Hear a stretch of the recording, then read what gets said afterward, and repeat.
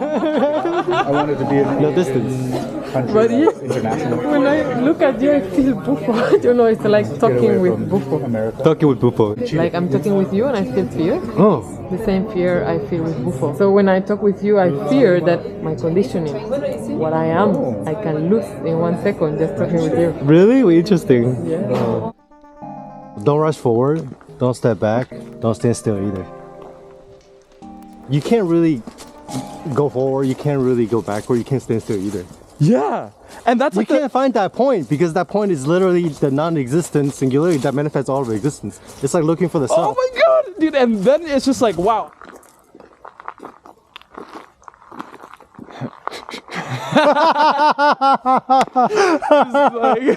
just like pretending something's wrong, like, pretending like I gotta do something. or pretend you don't do something. So Yeah. there can be identification to non-doing too, because it's neither doing nor non-doing. It's neither stillness nor The movement. prajna paramita. Yeah, it transcends the one or the many, impermanence and permanence, but includes all of Right, it too. yeah. It's all Yeah. inclusive. T.C. Eliot has a poem. He said Eliot. one of the lines is you're the still point of the turning world, but then that point isn't even a point, and it's not stillness either. So it's not like you're the still point and everything's moving That's around how you it's because felt that's a still lot. duality. Yeah. When you even transcend the duality between stillness and movement, then that's the point that what you are, but you can't find it because it's not local. It's just like looking for the self. Yeah. Doesn't do anything. Yeah, you don't actually have to do anything. Yeah, you're already that. Yeah, dude. It's Yeah. dude. You can't grasp it with the mind. One metaphor that I use to describe the stages of realization is first you're a water droplet, that's a separate ego state, and then the water is dissolved into the ocean, that's the God consciousness phase or Brahman or formless awareness, but that's still a duality, very subtle duality, because oneness presupposes separation, and if there's still a sense of merging between you and the divine, then there's still a subtle distance or distinction between the subject and the object. The third stage, the ocean is absorbed back into the droplet and then both disappears. In the fill in the blank, you can't say it exists nor not exists. There are no movers apart from movements, and everything is pure action without actors anywhere.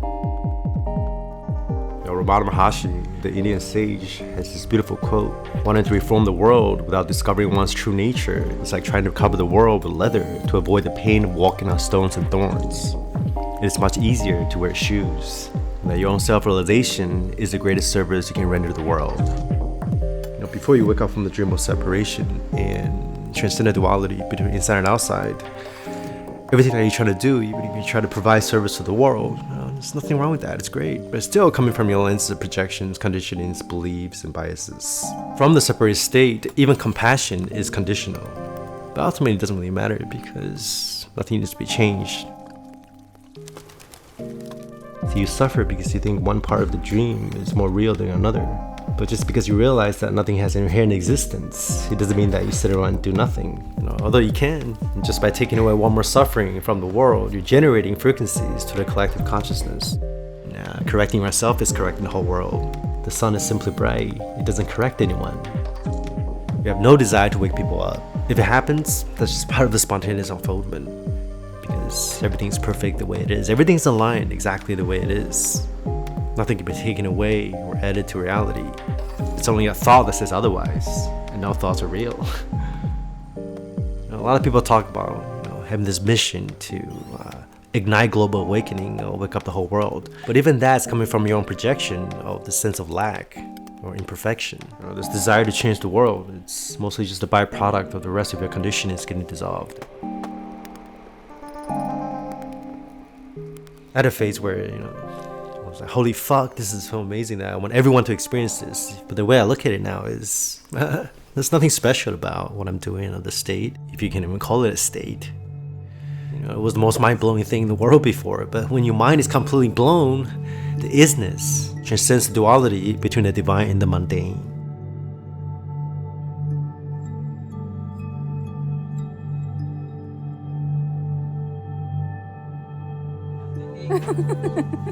You just do things from the place of non-doing. It's kind of creepy in the beginning, but it feels like you can't take any actions or make decisions. Planning happens on its own out of the void, and your limbs are just being moved by this invisible force. And it's the same energy that gives rise to the booming of the flowers, the chirping of the birds, and the movement of the clouds. And your voice is coming from the same source as that of other people's voices, where cause and effect happen simultaneously, and giving is receiving. Now,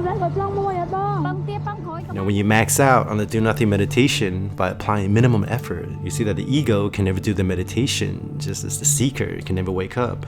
You know, what you've always been is always right here, and without any effort, it's fully awake. All sources of suffering comes from wanting things to be different than whatever is already happening right now, or believing that there's somebody in here that could dictate or change reality. You know, if this happens, then I will be happy. But that's just a thought, an assumption, an expectation. And every time you have an expectation, you become a victim to a fantastical version of reality that doesn't actually exist. There's absolutely nothing you need to do, right? When people hear that, they're like, how am I supposed to go forward? Or go back to the beginning of the video and inquire into that mantra. You know, you think you can choose what you want because you think things can be different than whatever is already happening right now, but you can't. Whatever you're trying to change is already past because everything's impermanent. And the intention of trying to direct your attention and change things is still happening by itself simultaneously. Quote unquote, you is just a thought, and whatever it is that you think you want in the future, just another thought. And if all thoughts are empty phenomenons that says nothing about reality, it's absurd to think that one thought, which doesn't have any inherent existence, is going to influence another thought, which don't have any inherent existence either. You think getting what you want is going to make you complete, but you are already that which you're trying to become because you're literally everything. It's always complete. Yeah, it's like when I look into your eyes, it's kind of like that poem I wrote today, right? It's like that vastness of the cosmos. Like literally, it's just like, can you be with me here? You know? That's everything. That gives everyone the freedom to be themselves. I have nothing to hide.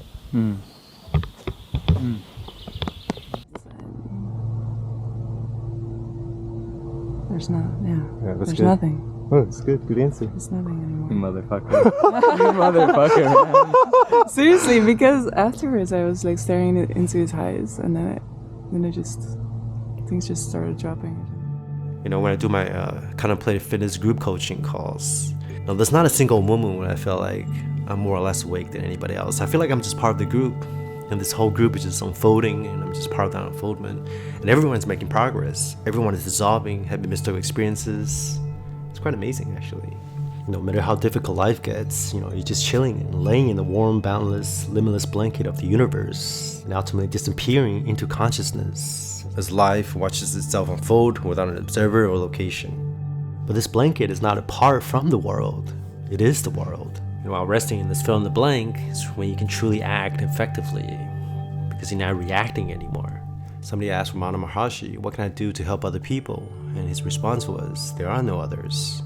So you can only perceive your own mind. So ultimately everything is your own projection. But without adding more filters to the raw sensory data of your brain, your experience becomes infinite, full of beauty, and totally spontaneous. Dissolving the subject also means dissolving the object. When you stop constructing the self, you also stop constructing other people in the world. Right? There is no relationship, only this. And paradoxically, realizing this makes all of your relationships on the conventional level more intimate. If you can experience zero distance and distinction, have no preference over hanging out with other people in a crowded city versus just being alone in your room by yourself, then you know you've made it.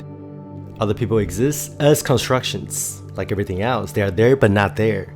Saying things exist or not exist is already creating a duality. Again, realization transcends the distinction between existence and non-existence. See, what we think other people are experiencing are simply the projection of our own experiences of what we think other people are experiencing. There's only experience in itself, without neither a self nor the other.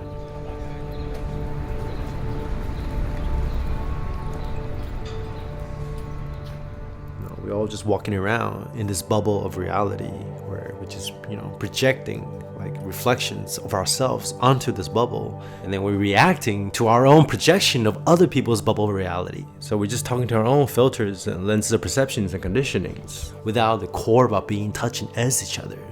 No wonder things don't get done efficiently, right? Why the world is so fragmented.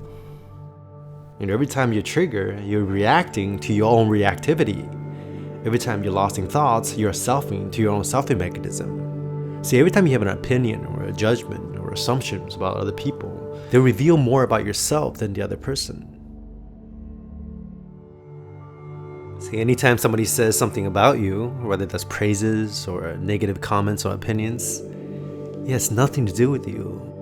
So if you see people forming all those negative opinions on YouTube comments or on Twitter, or they're actually revealing to the world, a bare naked, saying, look at me, this is my insecurities, beliefs, biases, and conditionings. See, all feelings or emotions, apart from contentment, is ego-based. I'm not saying emotions are bad, because quote-unquote good and bad are just labels. But there is a space in which you can act more authentically. So the wind or the air doesn't feel itself. Only something solid and contracted and resistant in the center can feel. When you truly realize God disappears. See, the Buddha said the highest form of quote-unquote emotion is dispassion. And it makes a distinction between empathy and compassion. Empathy is acting in accordance to feelings based on your projection of other people's feelings. Compassion is acting from a space of total equanimity and contentment. Now, people always have this irrational fear about what happens after awakening. Like, am I gonna just do nothing? That's just a thought. Don't be identified with disidentification. Without attachment to either, life is going to perpetuate the Mitsu to participate without any effort. Everything will be done by itself without anybody inside, governed by synchronicities. The boundlessness just keeps going. Whoa. It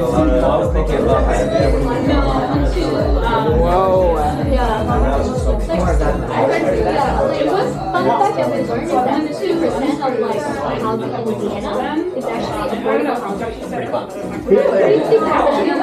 crazy. I was like, whoa. Wild thing. It's starting to, it feels like the boundlessness just keeps going and going and going. So you said this is like a better reference Than anything, yeah. Why is that?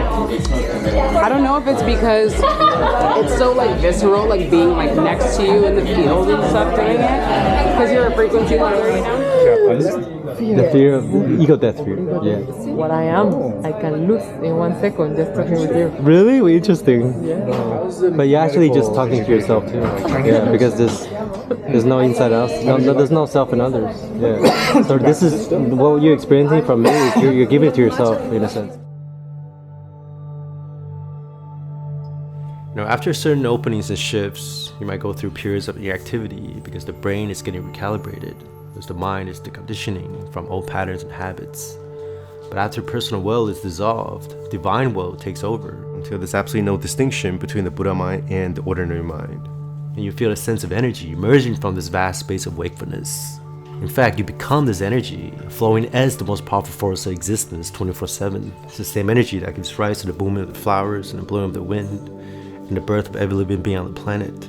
You become an infinite shapeshifter, a cosmic octopus with no head. It's creativity with a capital C. If you can just do nothing and just be, still feel like the most creative being on the planet, then you know you made it.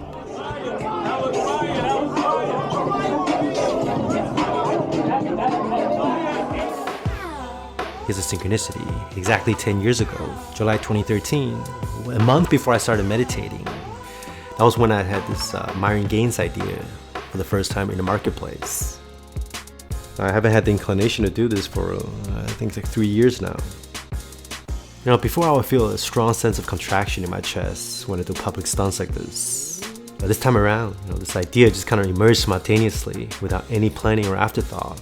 And this time when I was doing it, it's just stillness and silence. And it's no different from the deepest meditation in my room or just doing anything else. Before, people was always asking me, how do you do this without giving a fuck? I actually gave a fuck. I give a lot of fuck about not giving a fuck. That's why there's a very strong sense of contraction.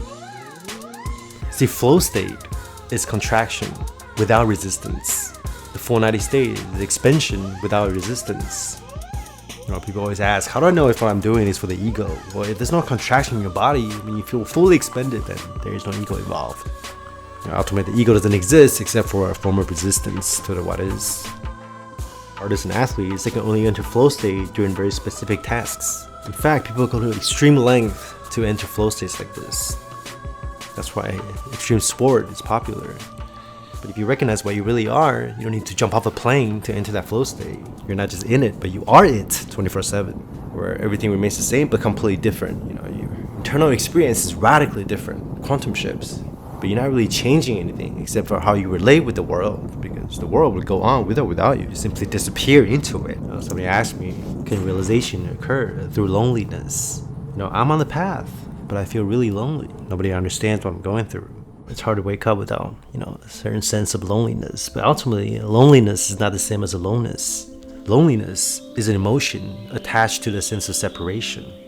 There's nothing outside of you, but there's nothing outside of other people either. Contemplate on that. Again, this is not solipsism. I'm not saying other people don't exist. I'm not saying they exist either.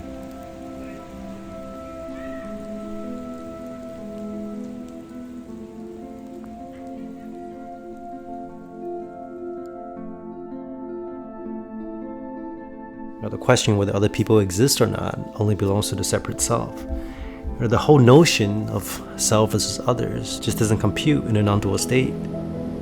Awakening is going so deep into yourself that you flip yourself inside out to include everything and everyone, while simultaneously realizing that there's no one here and there's no one out there. You're creating the universe while it's creating you, and it's simultaneously creating itself. But I'll assure you that realization will cure all of your social anxiety. When you take aloneness or introversion to the extreme, you expand into a complete extrovert and vice versa.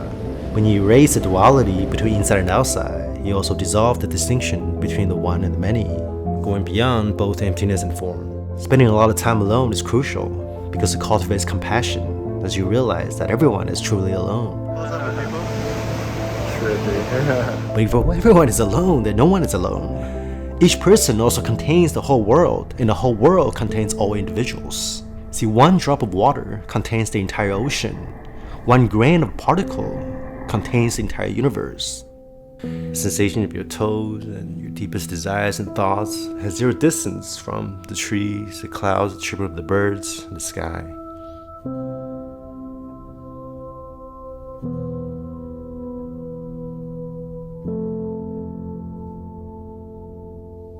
Everyone you meet on the path is to wake you up a little bit. Everyone is a teacher. This becomes more and more obvious deeper into it you get. People that aren't serving you or perpetuating you into truth realization will help you deepen, will begin to disappear and drop away, kind of like just slipping away from your fingertips. And there's a beauty in that. It's so melancholy, but at the same time, it's wow, it's magical. Because they're slipping away and dissolving along with a part of your own conditionings that are attached to them.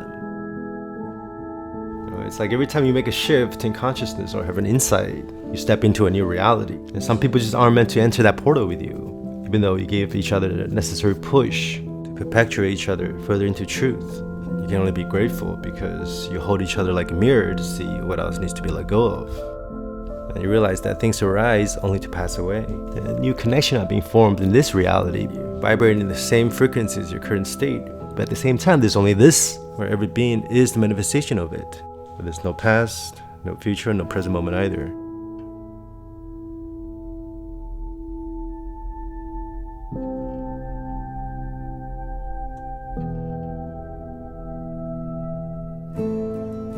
At the end, there's only you, and then you let that go, and you're free. Even though during some part of the process, you have to be completely alone to condition the mind, but ultimately you're not letting go of anything or anyone. You're letting go of the identification to them, and to yourself in your own mind, and seeing through the lack of inherent existence in both self and others. Well, old friends I used to hang out with, people that are reconnected by old conditionings, have no idea what you're going through, begin to fall away. Greg, what's up, Greg? What's up, Dude, seeing you. New friendships are being created. And this is especially obvious with romantic relationships because they have to do with your deepest biological conditionings for reproduction and survival. Breakups are their biggest catalysts for openings. And this is true even on the sensorial level. Every resistance, fear, and contraction is there to be released and loved. Is there precisely because that's exactly what needs to be looked at and let go of. You can't expand if you don't contract. So you have to thank every resistance. Apply metta. They're the doorway to more opening. It has to be, right? Because there's no other way reality can be. Awakening will make you become aware of everything in your life that doesn't serve you or that are a hindrance to your realization or for reality to unfold through the course of the least resistance. Whatever's aligning with truth will be integrated. And if it gets falling away, you're not going to miss it.